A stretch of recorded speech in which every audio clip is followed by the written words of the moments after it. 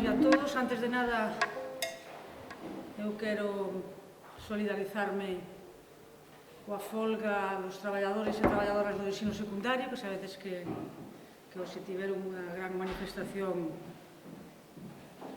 en Santiago para ir até a Consellería de Educación, e hoxe mesmo o Consello de Europa, e ten que ver con este simposio, recomenda a súa comisión de expertos de seguimento da Carta Europea das Linguas chamadas regionais e minoritarias, recomenda de forma inmediata, cito, eliminar as limitacións á docencia en galego. Esta é a posición europea, falta que o Goberno de Galicia abra os ouvidos e aplique o que se lle está a recomendar desde instancias, neste caso, de Europa. E nos imos dar remate con este simposio a unha viaxe que explorou paisaxes non convencionais no cinema, co algo de establecer novas entradas para a pesquisa, ao tempo que volveu visitar, dende o pensamento crítico, os textos académicos, as prácticas profesionais e as posicións institucionais. Escollemos a lingua como síntoma e como materia da cultura que identifica as películas. Benvidas a que logo as sesións de traballo que agora comenzamos e que teñen como finalidade localizar e pórmonos de acordo sobre aspectos cos que elaborar unha proposta de políticas de subtitulado so o signo da calidade e da posta en valor das cinematografías en versión original que definen o espazo europeo de comunicación. Dende aquí, dous sinais co vento a favor. Esta sería unha terceira, que acabo de ler, pero bueno. A campaña que nestes días desenvolve a Mesa pola Normalización Lingüística para que o Goberno galego financie o subtitulado e dobraxe de films ao galego en Movistar, como fan os gobernos, por exemplo, catalán e vasco, máis a constatación de que o cinema en lingua galega circula. O que arde, de Oliver Laxe, premiado en Cannes, ou estes días, na China, xa é o film de meirande audiencia da nosa cinematografía. As linguas e o cinema é o noso lugar de enunciación, a xanela dende que miramos o mundo. Un lugar que por veces vaise significar vis-a-vis das pequenas nacións, outras por categorías relacionais, como a diversidade, e adoito, como no organizador, pola diferencia que traemos á tona coa notación linguas non hexemónicas, e que no cine europeo abrangue todas as cinematografías agás as 5 dominantes, e que dende onde falamos, aunque con situacións diferentes, son esas outras linguas de nacións hoxe parte do Estado español, é dicir, o catalán, o éuscaro e o galego. Permitideme resumir unha nova de onte. Estou botando moito man desta historia. Seguro que isto é un tema que vai aparecer no debate a mañá. Esta nova, dinos, titúlase Lección de Netflix a las teles españolas, unha serie en gallego arrasa en el extranjero. O que desenvolve a noticia del Nacional é que a serie, como se chama isto? Da plataforma espera que está aquí. O sabor das margaridas, que ten un nome, o sabor das margaridas está sendo, pasa en 180 espazos diferentes e foi rexeitada por todas as televisións españolas precisamente por estar en gallego. Esta é unha das barreiras psicolóxicas, culturais e unha práctica que intentamos, coa pesquisa universitaria, sobordar e facer pensar de outra maneira, neste caso, os responsables das televisións. Podedes lela en elnacional.cat, la llegada de plataformas como Netflix, ha alborotado el mercado audiovisual, ha puesto patas arriba, etc. E fala en concreto do sabor das margaridas, un thriller donde se habla gallego, pero que, sin embargo, cautiva a ingleses, chinos, españoles ou noruegos. Españoles deben ser nos de onde, se non a ven, porque non lle la pasa, pero bueno, polo mundo. Pero bueno, a serie descartada por televisiones e produtoras estatales, menos pola TVG, que a estreou, obviamente, por falar galego, foi adquirida por Netflix, incluíndola no seu catálogo e ofrecendo títulos para que chegara a espectadores de 180 países. O resultado, un éxito internacional abrallante, no Reino Unido e Irlanda, onde é a 7ª máis vista, etc.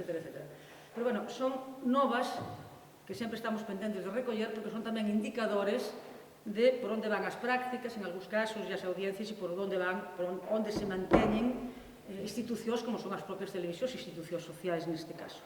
E nos chegamos até acó despois de varios proxectos de pesquisa europeos, galegos, latinoamericanos e estatais e da elaboración e o bo acabado dunha aparellaxe metodolóxica que se presentará a mañá.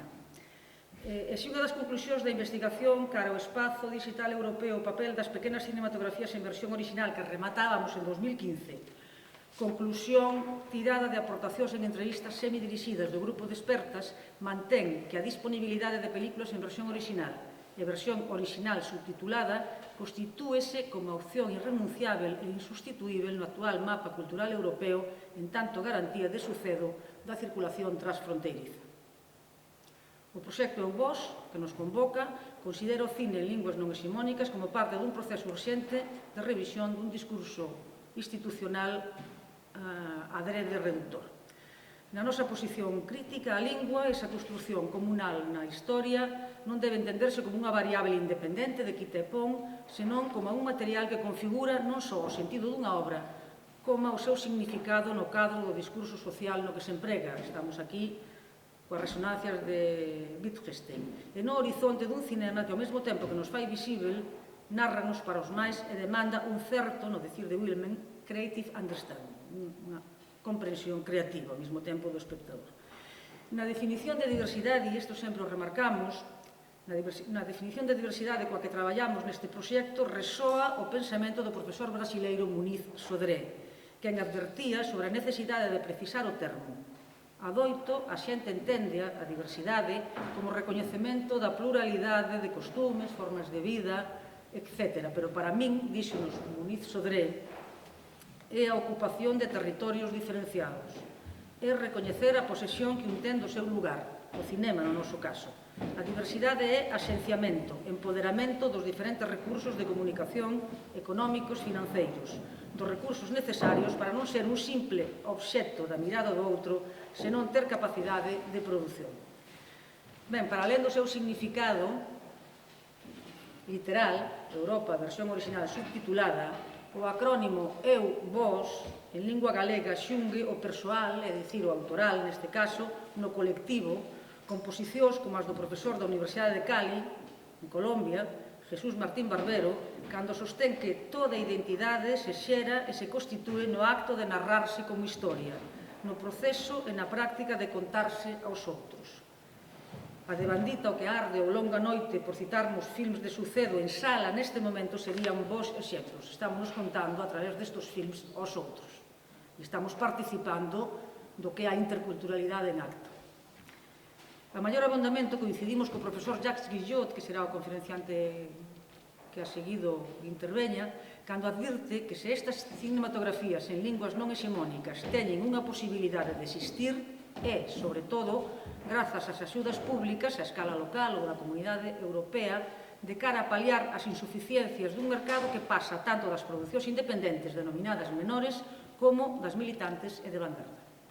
EUVOS, Patrimonio Cultural Inmaterial para un programa europeo de subtitulado en linguas non hexemónicas, pensouse como un proxecto multidisciplinar e intersectorial, no que confluíron investigadoras e investigadores de diferentes universidades do Estado español e europeas que hoxe nos acompañan, a comenzar polos nosos conferenciantes, o devandito profesor Guillot da Universidade de París 8, o máis antigo dos nosos parceiros, cando que desenvolvemos nos 90 o proxecto de Televisión e Interculturalidade de Galicia, Bretaña, Gales, e o profesor Philip Mers da Universidade de Antwerpen, que, por certo, onde dá comenzo o relato de Alejo Carpentier o Camiño de Santiago, para alén das universidades de Vigo, da Euskal Herriko Unibersatea, que están 3 investigadores sacó, da Fundación Tecnocampus Mataró, Universitat Pompeu Fabra, da Universitat Oberta de Cataluña e das de South Wales e Stirling. En 2018, o proxecto EUVOS, do Grupo de Estudos Audiovisuais, un grupo de referencia competitiva na USC, obtivo o selo do Ano Europeo do Patrimonio Cultural Material, Inmaterial e Digital e incorporouse aos seus obxectivos a partir da análise comparativa das políticas públicas nas diferentes nacións do Estado e da revisión crítica de posicións que ollan para o subtitulado como un obstáculo para a circulación de filmes producidos en linguas non hexemónicas, ao tempo que exploramos liñas emerxentes verbo da accesibilidade lingüística no consumo cinematográfico, se como así da calidade dos subtítulos e da súa integración no proceso creativo dun filme. Ao longo desta viaxe, participamos das mudanzas acontecidas no campo do pensamento e na estabilización dun aparato crítico que xa apuntara Philip Mers a propósito dunha das nosas obras fonte de Cinema of Small Nations do ano 2007 de Mette Dior, en que reivindicara un análisis máis matizada para as pequenas cinematografías nacionais. A emerxencia do que Mersch denominaba subnacional, a carón de adxetivos estándar como internacional, regional ou global, complementan visións xa clásicas como as de Ixon e o seu texto de Concept of National Cinema, que xa cumple 30 anos, é do ano 89, e deica un texto do ano 15, de agora mesmo, de Thomas Elsaesser, que considera a reivindicación do cine nacional como parte de un proceso con obxectivos culturais e políticos. Ou Christie, quen puntúa que o cinema pode debir no sentido de falar, citamos, por e para a nación en momentos de crise política e de liberación. Bueno, de seguro que neste simposio faremos medrar a posta e grazas a todas e a todos pola vosa presencia.